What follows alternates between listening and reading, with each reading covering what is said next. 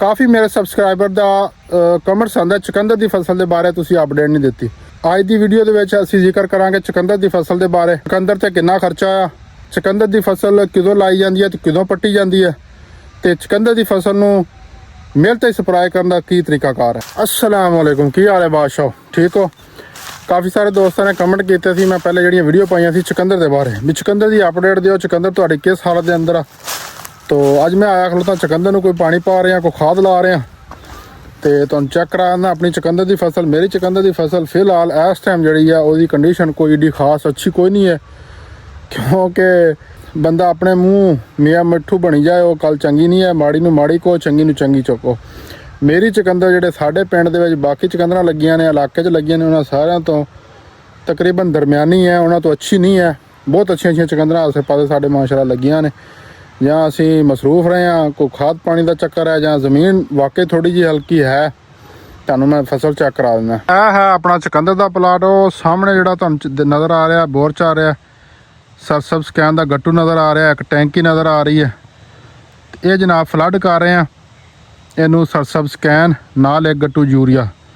2.25 ਏਕੜ ਚੁਕੰਦਰ ਦੀ ਫਸਲ ਹੈ। ਇਹ ਜਨਾਬ ਸਾਰੀ ਚੁਕੰਦਰ ਹੈ, ਤੇ ਇਹਨੂੰ ਇਹ ਖਾਦ ਅੱਜ ਪਾ ਰਹੇ ਆ ਪੂਰੇ 3 ਤਰੀਕ ਪਹਿਲਾ ਮਹੀਨਾ 2026।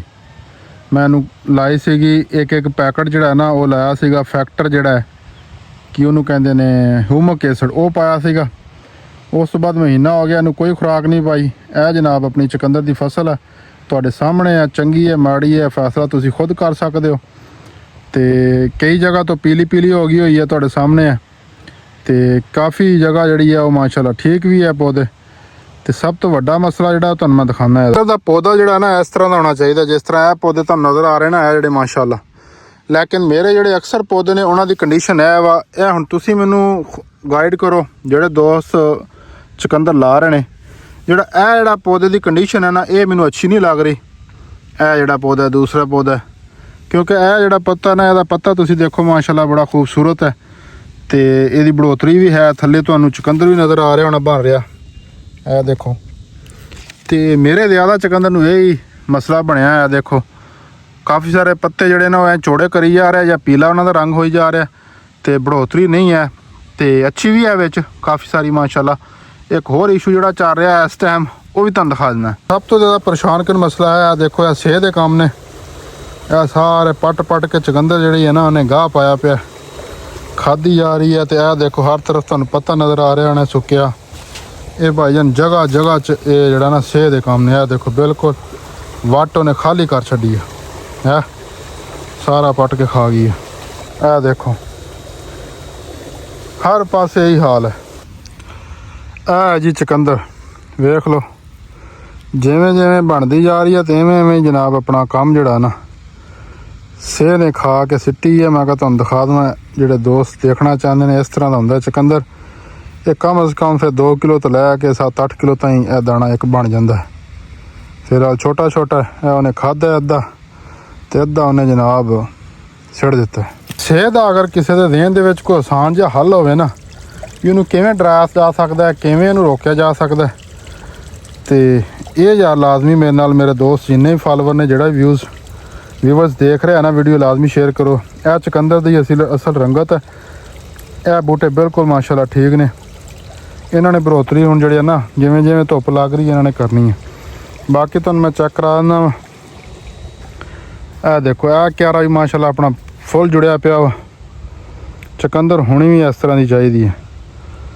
ਪਤਾ ਨਹੀਂ ਇਸ ਕਿਆਰੇ ਦੇ ਵਿੱਚ ਕੋਈ ਚੱਕਰ ਲੱਗਾ ਜਾਂ ਕੀ ਬਣਿਆ, ਤੇ ਇਹ ਮਾਸ਼ਾਅੱਲਾ ਸ਼ੁਰੂ ਤੋਂ ਹੀ ਬਹੁਤ ਅੱਛਾ ਹੈ। ਇਹ ਚੈੱਕ ਕਰੋ, ਤੇ ਬਾਕੀ ਬਿਲਕੁਲ ਨਜ਼ਰ ਹੀ ਨਹੀਂ ਆ ਰਹੀ, ਜ਼ਮੀਨ ਜੁੜਿਆ ਪਿਆ ਹੈ ਮਾਸ਼ਾਅੱਲਾ। ਅੱਗੇ ਕਮਾਦ ਦੀ ਫਸਲ ਹੈ। ਇਹ ਜਨਾਬ ਚੁਕੰਦਰ ਹੈ, ਠੀਕ ਹੈ।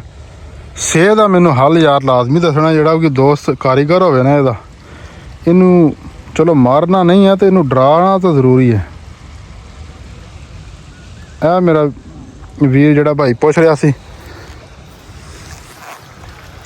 ਖਾਸ ਕਰ ਮੇਰਾ ਮੀਆਂ ਵਾਲੀ ਦੇ ਇੱਕ ਦੋ ਦੋਸਤਾਂ ਨੇ ਲਾਜ਼ਮੀ ਮੈਨੂੰ ਕਮੈਂਟਸ ਵੀ ਕੀਤੇ ਸੀ, ਮੈਸੇਜ ਵੀ ਕੀਤੇ ਸੀ, ਭਾਈਜਾਨ ਚੁਕੰਦਰ ਦੀ ਫਸਲ ਚੈੱਕ ਕਰਾਓ।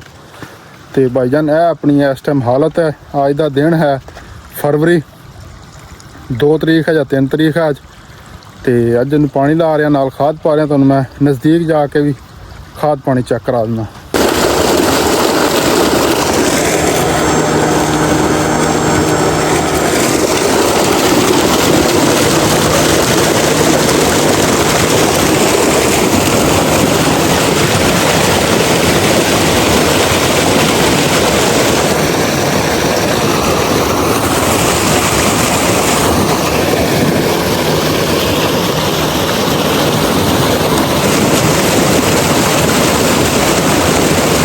ਬਾਕੀ ਵੀਵਰਸ ਜਿਹੜਾ ਚੁਕੰਦਰ ਦਾ ਖਰਚਾ ਹੈ 1 ਕਿੱਲੇ ਤੇ ਤਕਰੀਬਨ 1,20,000 ਰੁਪਇਆ ਖਰਚਾ ਇਸ ਟਾਈਮ ਹੋਇਆ ਖੜਾ ਹੈ।